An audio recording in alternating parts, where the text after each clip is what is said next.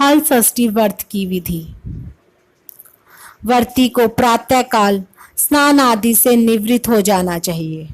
इसके पश्चात स्वस्थ वस्त्र धारण कर गाय का गोबर लाएं।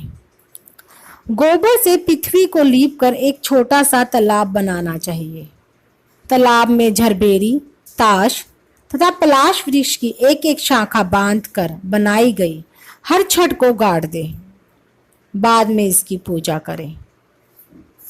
पूजा में सतनाजा, चना, जौ, गेहूं, धान, अरहर, मक्का तथा मूंग चढ़ाने के बाद धूल, हरी कजरिया, होली की राख, होली पर भुने हुए चने के होरहा सा जौ की बालें चढ़ाएं।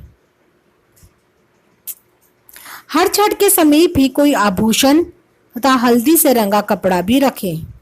पूजन के बाद भैंस के दूध से बने मक्खन द्वारा हवन करना चाहिए और पश्चात इसके कथा कहें अथवा सुने।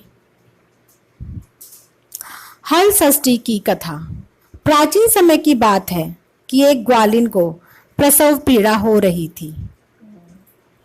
क्योंकि उसके प्रसव का समय करीब था, लेकिन उसका दही और मक्खन बेचने के लिए रखा हुआ था। वह सोच रही थी अगर अभी संतान का जन्म हो गया तो उसका दही वह मक्खन बिकेगा नहीं। यही सोचकर वह हिम्मत करके उठी और दही मक्खन बेचने चल दी। चलने पर उसकी प्रसव पीड़ा बढ़ गई और वह छरबेरी की झाड़ी की ओट में बैठ गई। उसने एक पुत्र को जन्म दिया और अल्हड़ ग्वालिन ने बालक को कपड़े में लपेटकर वहीं रख दिया और मटकी उठाकर आगे चल दी। उस दिन हर छठ थी। वैसे तो उसका दूध मक्खन गाय व भैंसों का मिला हुआ था, लेकिन बेचते समय उसने सभी को यही कहा कि वह भैंस का ही दूध है और उसी का बना मक्खन है।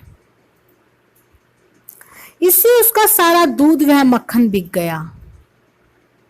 फिर वह ग्वालिन उस स्थान पर पहुंची जहां उसने अपने बच्चे को छिपाया था, लेकिन वहां एक किसान हल चला रहा था और उसका बैल बिदक गए खेत की मेंढ पर चढ़ गए और बैल का एक सींग ग्वालिन के बच्चे के पेट को चीर गया। किसान ने जल्दी से छरबेरी के कांटों से बच्चे के पेट को सिल दिया और वहीं छोड़ दिया। वापस आकर जब ग्वालिन ने अपने बेटे को मरा देखा, तब उसने सोचा कि यह मेरे पापों का फल है, क्योंकि उसने हर छठ करने वाली बहुत सी माताओं को गाय का दूध व मक्खन छल से बेचा है। उसने सोचा कि मुझे वापस जाकर अपने पाप को स्वीकार कर प्रायश्चित करना चाहिए। वह लौटकर वहीं गई जहां उसने अपना दूध मक्खन बेचा था। उसने घूम घूम कर अपना सारा रहस्य खोल दिया। यह सुनकर सभी स्त्रियों ने अपनी धर्म रक्षा के विचार से उसे आशीष दिया। वापस खेत में पहुंचकर उसने देखा कि उसका पुत्र जीवित हो गया।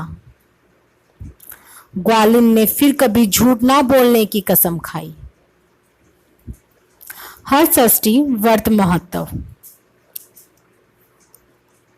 दाऊजी महाराज कमर में धोती बांधे हैं, कानों में कुंडल, गले में वैजंती माला है। विग्रह के चरणों में सुशल घोष व श्रीधामा आदि सखियों की मूर्तियां हैं। ब्रिजमंडल के प्रमुख देवालयों में स्थापित विग्रहों में बलदेव जी का विग्रह अति प्राचीन माना जाता है। यहाँ पर इतना बड़ा तथा आकर्षक विग्रह वैष्णव विग्रहों में दिखाई नहीं देता है। बताया जाता है कि गोकुल में श्रीमद वल्लभाचार्य महाप्रभु के पौत्र गोस्वामी गोकुलनाथ को बल्लभदेव जी ने स्वप्न दिया कि श्याम गाय जिस स्थान पर प्रतिदिन दूध स्रावित कर जाती है, उस स्थान पर भूमि में उनकी प्रतिमा दबी हुई है। उन्होंने भूमि की खुदाई करवाकर श्री विग्रह को निकाला तथा क्षीर सागर का निर्माण हुआ।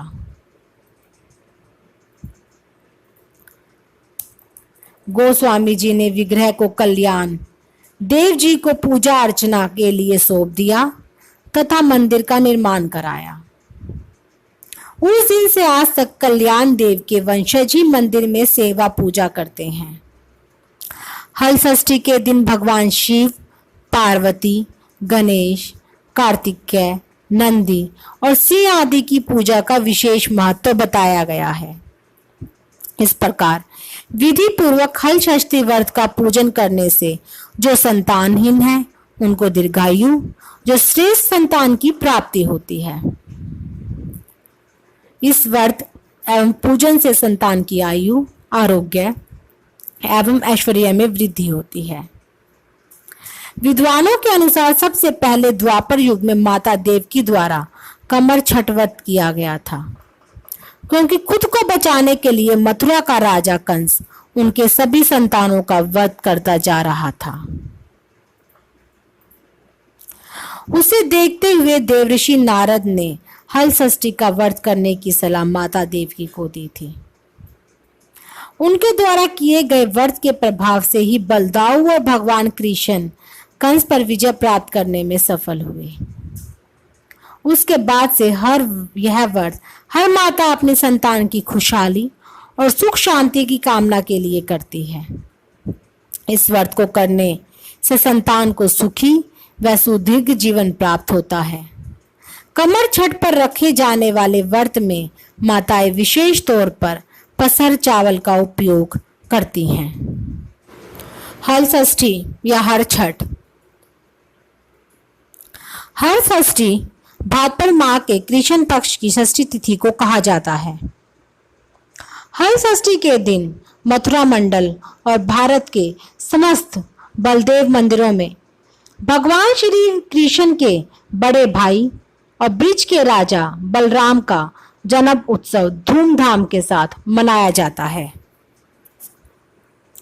धर्मशास्त्रों के अनुसार इस दिन भगवान शेषनाग द्वापर युग में भगवान श्री कृष्ण के बड़े भाई बलराम के रूप में धरती पर अवतरित हुए थे। हल तथा मूसल बलराम जी के मुख्य अस्त्र थे, इसलिए उन्हें हलधर भी कहा गया है। उन्हीं के नाम पर इस पर्व का नाम हल षष्ठी पड़ा। इसे हर छठ भी कहा जाता है। भारत के पूर्वी जिलों में इसे ललई छठ भी कहा जाता है।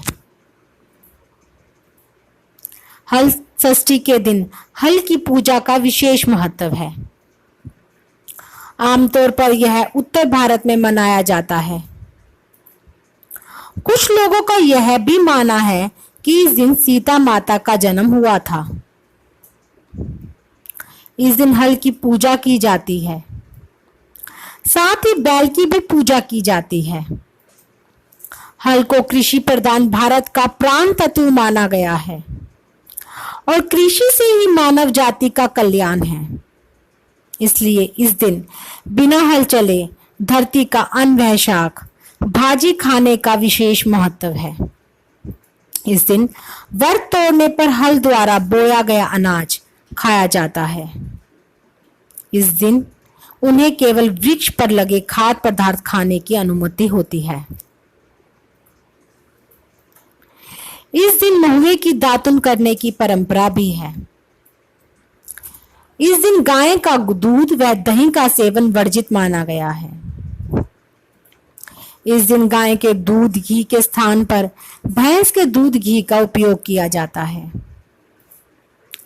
इस दिन व्रत करने का विधान भी है। यह व्रत पुत्रवती स्त्रियों को विशेष तौर पर करना चाहिए। हल षष्ठी व्रत पूजन के अंत में हल षष्ठी व्रत की 6 कथाओं को सुनकर आरती आदि से पूजन की प्रक्रियाओं को पूरा किया जाता है।